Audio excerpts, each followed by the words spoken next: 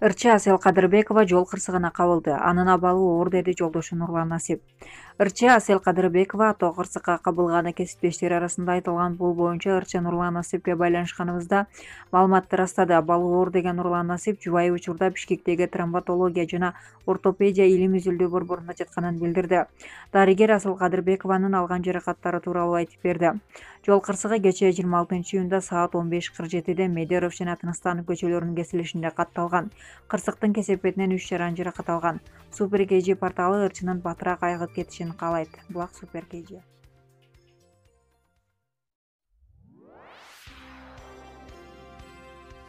Дене табы көтөрүлүп жатат. Мурдагы депутат Каныбек Осмоналиев ооруганына байланыштуу СИЗОдон үй камагына чыгарылды. УКМКнын төргөө изоляторуна отурган экс-депутат Каныбек Осмоналиев үй камагына чыгарылды. Бул тууралуу Супер KG жактоочу Шарабидин Токтосоновго байланышканда белгилүү болду. Анын дене табы көтөрүлүп, кыйналып жатат. Улам тез жардам кызматын чакырып жатышты. Жыйынтыгында үй камагына чыгарылды, деди ал. Мындай чечимди 1-Май райондук соду кабыл алган. 23-июнь күнү УКМКнын маалымат кызматы экс-депутаттын абалына байланыштуу тез жардам чакыртылганын маалымдаган болчу. Осмоналиевдин абалы канааттандырарлык, ага тиешелүү медициналык текшерүү жүргүзүлүп, анын жыйынтыгы менен дарылануудан өтүүдө. Ошондой эле Осмоналиев COVID-19 карата ПЦР анализ тапшырды дешкен УКМКдан.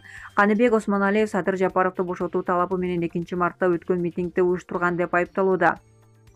Ага Кыргыз өлкөсүнүн кылмыш жана жаза кодексинин 39 жана 309 беренеси бийликти күч менен басып алууга аракеттенүү боюнча кылмыш иши козголгон.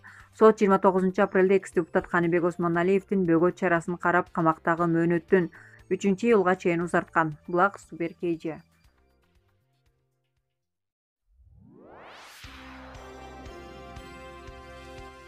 Жеңиш парадында бир бут кийими жок баскан кыз сыйланды.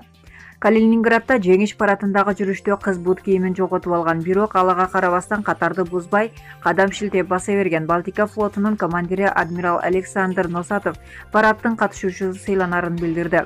Мен айрыкча бут кийимин жоготкон кызды белгилегим келет. Сураныч баганы тааныштырып коюңуздарчы. Ага өзүнчө сыйлык берем, анткени бут кийимин жоготуп койгонуна карабастан катарды бузган жок жана аны эч ким байкаган жок, деди Носатов. Балтика аскер деңиз окуу жайынын курсанты оң бутундагы бут кийимин жок басканы видеого түшүп калган. Булак элдик медиа.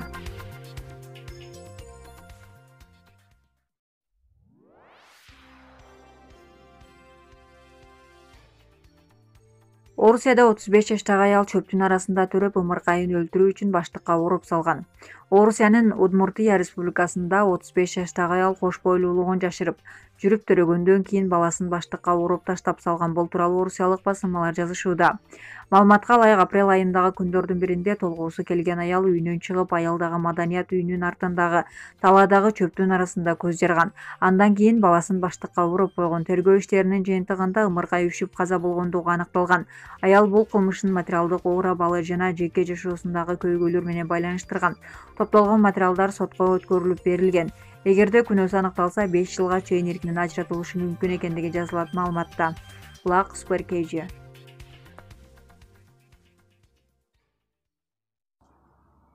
Саламатсыздар, урматтуу мекендештер. Мен бул жанакы жогорку кеңештеги талкууга көңүл бурайын деп калдым эле.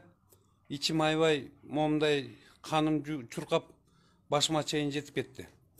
Бул депутат Гүлшат деген айым дегенден да коркуп атам ошо катындан. Ачык эле айтайынчы, катын деп. Бул кыргыз элинин душманы болуп атпайбы? Ушу же кыргызча билбесе, кантип алган, кайсы партия алган буну? Бир ойлонбойсуңар ботом, кайсы келесе ошондой катынды ошол жака апарып таштап койгон. Кыргызга душман коюп атса ошончо башкалар бар көтөрүп колун ошол жанакы проектти алып атат да. Сөздүн эркини болот да ботом. Өзүнүн ой пикирин айтат элдер. Момундай кылыш керек, тигиндей кылыш керек. Эчтеке сүйлөбөйт, өзүнчө эле кыйын. Акчасы толтура экен, ошол жака барып отурду. Кыргыз элине залакас тийди. Эгер кыргызча билбесе, кыргыздын тарыхын билбесе, санжырасын, салтын, наркын, насилин, үрп адатын билбеген катындарды эмне кыласыңар ошол жака апарып? Бул жүрөк ооруп атат момундай катындарды көргөн сайын. Же кыргызча сүйлөбөй эки сөздү кошпогондорду эмне үчүн алды? Кайсы партия алды ошону?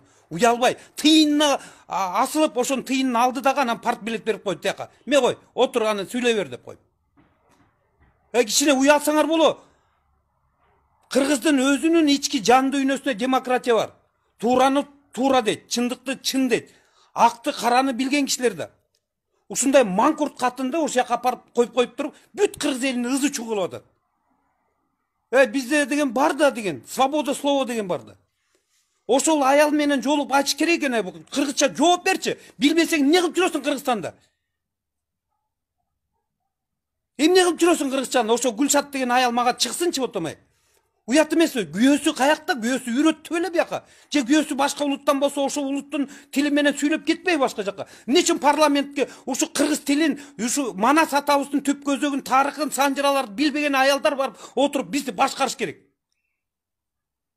Түпкүлү кыргызды мамлекетти түптөйбүз деп атабыз. Кыргыз эли деп жүрөбүз. Момундай маңкурттарды алып келип алып туруп, бүт барын бузду да. Карачы парламентте 5-6 эле киши элдин камын коргоп ошол жерде жанталашып атат. Калганы отурат, дудуктай болуп отурат да, колдорун көтөрүп коюп ошону алыш керек деп.